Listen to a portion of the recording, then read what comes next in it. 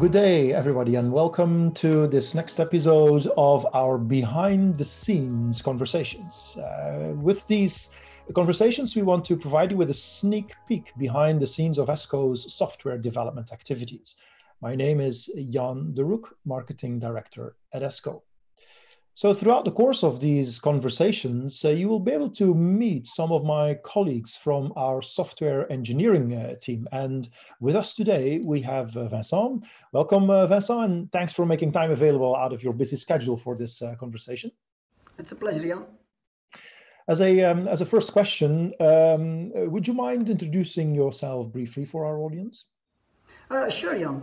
Well, I'm Vincent Marcellus. I've been working with ESCO for about 15 years. I'm a Director Software Engineering. I have a technical background. I'm a PhD in Applied Science, Computer Science. And next to my responsibilities of maintaining some of our portfolio for software in ESCO, I'm also the project manager for the Automation Engine SaaS project. Excellent. So SaaS means cloud computing. I believe that I'm not saying anything unexpected if I say that cloud computing is one of these big mega trends in the software industry in general. I was wondering if you could share with us a bit of the internal perspective here in ESCO on our cloud software development. So what are some of the challenges that you and your team have come across and how you've been solving those challenges? Sure. Yeah, indeed. Cloud is a new way of handling software, and I think that's the biggest challenge. We've been for many years working on on-premise software that is deployed on your local hardware, and now in cloud that's no longer the case. So some of the assumptions that we've always had as an R&D team are gone. To give you an example, the fact that all your files and all your assets that you need in your software, they aren't just there in the cloud. You need to make sure that they get there in the cloud. So you can't just use file sharing or anything like that. You need to make sure that all your assets that you need are actually available. Another good example of assumptions is that you're no longer working in a very safe environment network. You're actually using the internet, and on the internet all things can happen, so you need to ensure security. And that's another challenge for us. Going from on-premise software to actually cloud software. And then another big challenge for us is we've always been working a lot on training ourselves and making sure that we're up to date with the newest technologies. But with cloud, it even goes faster than it ever went before. So we need to ensure that we're on that train and that we follow at the same pace as the technology is moving forward. Yeah, all right. So I can imagine that there's a lot of continuous training going on in your team, continuously acquiring new skills. I can imagine.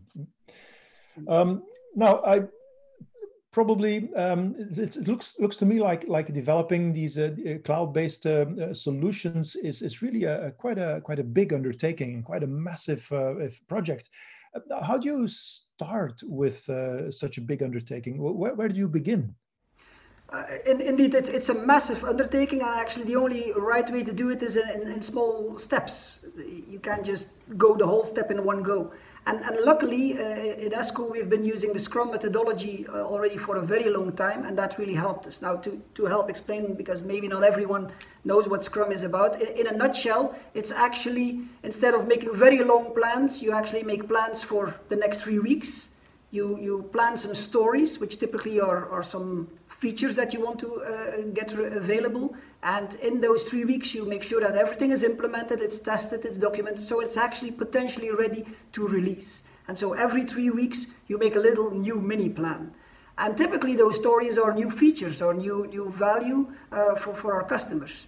However, Scrum is also a way to make sure that teams are self-sustaining, and so some of those stories may also be about research, and instead of immediately delivering a final feature in the product, it may also be about delivering a prototype or investigating. And in that way, we can, in very small steps, each time go closer and closer, learn the technology, experiment with it, and then on the way also add new features. And that's actually how we've managed to do this with the Scrum technology, moving forward in small, flexible steps. Right. So to chopping the elephant in small slices, so to say, with all respect.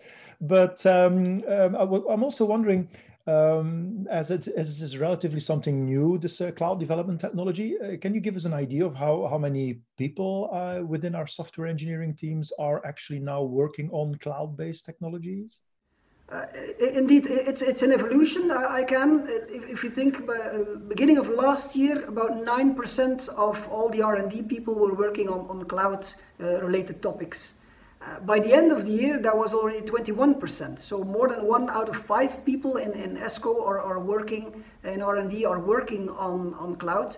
To just give an idea, that's about of a size of 320 people. That's already massive, and that uptake is relatively new. In 2017, nobody was busy with cloud computing, and now by the end of last year, it was already 1 out of 5. So we quickly see that moving forward. All right.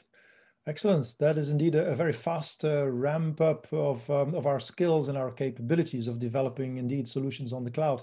And talking about solutions on the cloud, in one of the next conversations that we will have with Vincent, we will zoom in a little bit deeper on Automation Engine SaaS, one of our important releases on our collective roadmap towards the cloud. For now, Vincent, thank you so much for your contribution here to this conversation. And if in the audience this conversation has triggered your interest, I'm sure you want to learn a lot more and learn more about these insights from behind the curtains of ESCO software engineering.